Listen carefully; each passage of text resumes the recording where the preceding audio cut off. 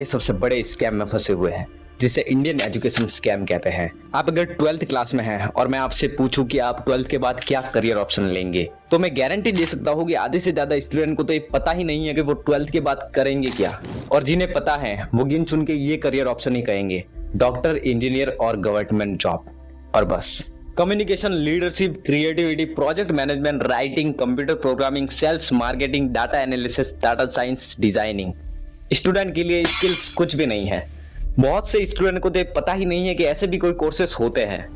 ये data analysis, ये data science, ये डिजाइनिंग, उनके दिमाग में बस जोर जोर से चिल्लाकर ये डाला गया है कि 12th तक पढ़ लो, फिर कोई डिग्री ले लो और बस अब कोई सरकारी नौकरी ढूंढ लो और तुम्हारी लाइफ सेट है। आखिर इंडिया क्यों एजुकेशन के मामले में इतना पिछड़ गया?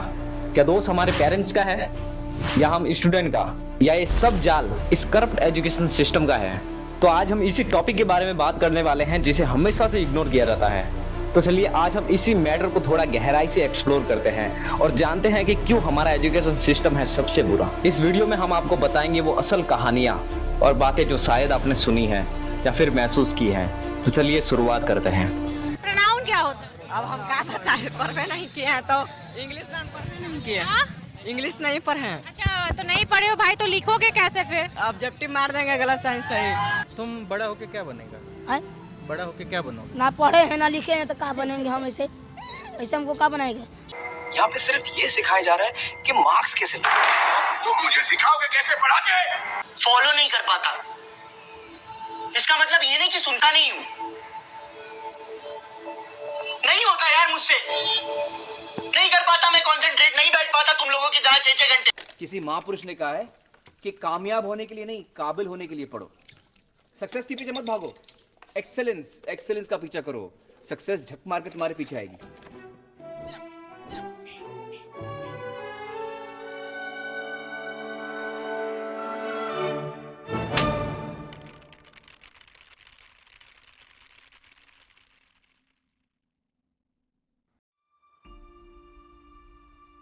कभी सोचा है हमने इतनी सारी बुक्स क्यों रटी हैं?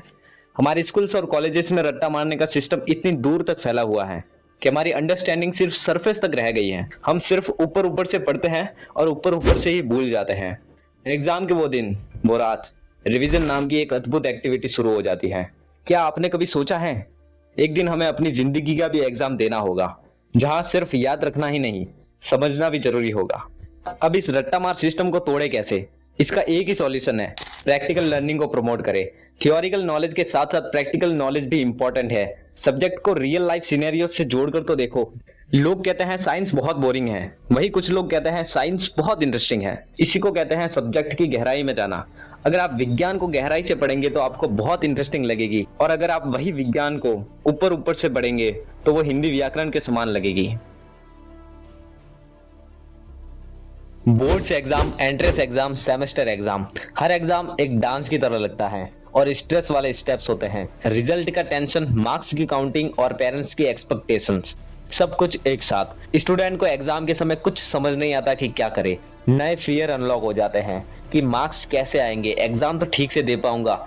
ऐसे टाइम पर मुझे MS धोनी का एक क्यूट नजर आता है। बोला, बेटा अगर साल भर मेहनत करे होगे तो एक दिन से फर्क नहीं पड़ेगा, अगर साल भर मेहनत नहीं किए होगे तो भी एक दिन से फर्क नहीं पड़ेगा। तो ठीक ऐसा ही आपके एग्जाम के टाइम पर भी होता है। अगर आपने इन 12 महीनों में अपनी ओर से 100% एफर्ट देके वो पढ़ाई की है तो आपको एग्जाम का डर नहीं होगा। लेकिन अगर इस डर की गहराई में जाया जाए तो ये फियर